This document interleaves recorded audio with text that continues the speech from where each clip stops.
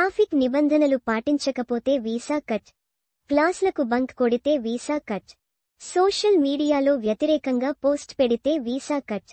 ఇలా అమెరికాలో విదేశీ విద్యార్థులను తగ్గించడమే లక్ష్యంగా అడుగులు వేస్తున్నారు అధ్యక్షుడు ట్రంప్. ఇతర దేశాల నుంచి చదువు కోసం వస్తున్న విద్యార్థులు అమెరికాలో సమస్యలు సృష్టిస్తున్నారన్న ట్రంప్, హార్వర్డ్ యూనివర్సిటీతో పాటు ఇతర ఉన్నత విద్యా సంస్థల్లో విదేశీ విద్యార్థులపై 15% పరిమితి విధిస్తామని స్పష్టం చేశారు.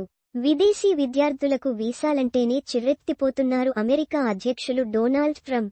రోజుకో రీతిలో ఆ వీసాలకు ఎసరు పెట్టేందుకు ఆలోచనలు చేస్తున్నారు. ఇప్పటికే అనేక మార్గాల్లో విదేశీ విద్యార్థుల సంఖ్యకు కోత పెట్టేందుకు చర్యలు చేపట్టిన ట్రంప్, ఇప్పుడు వర్సిటీల్లో 15% పరిమితిని విధిస్తామని స్పష్టం చేశారు. మరోవైపు సోషల్ మీడియాలో క్లీన్ చిట్ ఉంటేనే అమెరికాకు ఎంట్రీ ఉంటుందని ఇప్పటికే ప్రకటించింది అమెరికా ప్రభుత్వం.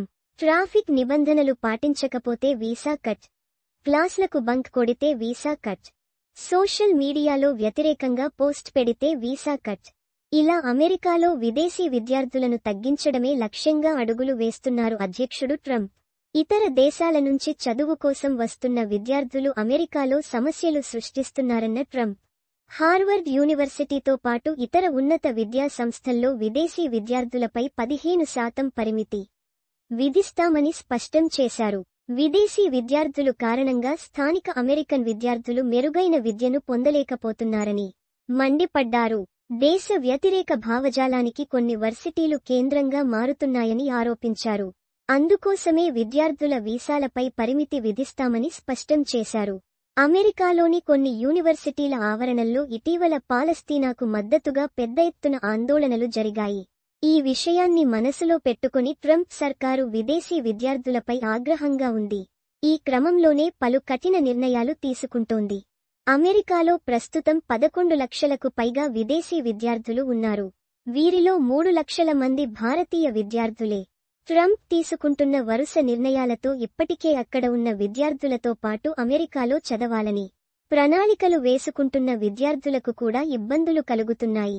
అమెరికాలో చదువు కోసం దరఖాస్తు చేసుకునే విద్యార్థుల వీసా ఇంటర్వ్యూల షెడ్యూలింగ్ను ఇప్పటికే తాత్కాలికంగా నిలిపివేసింది అమెరికా ప్రభుత్వం. దాంతో పాటు సోషల్ మీడియా వెట్టింగ్ను తెరపైకి తెచ్చింది.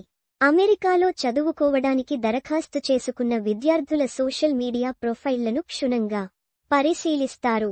ఆ తర్వాతే వారికి వీసా మంజూరు చేస్తారు. అప్పటి వరకు విద్యార్థులకు వీసా ఇంటర్వ్యూ అపాయింట్మెంట్లను నిలిపివేశారు. ఉగ్రవాదులను నియంత్రించడం, యూదు వ్యతిరేకతను ఎదుర్కోవడమే లక్ష్యంగా ఈ తనిఖీ చేస్తున్నట్టు అమెరికా ప్రకటించింది. తాజా మరో ఉత్తర్వులు జారీ చేసింది ట్రంప్ సర్కార్.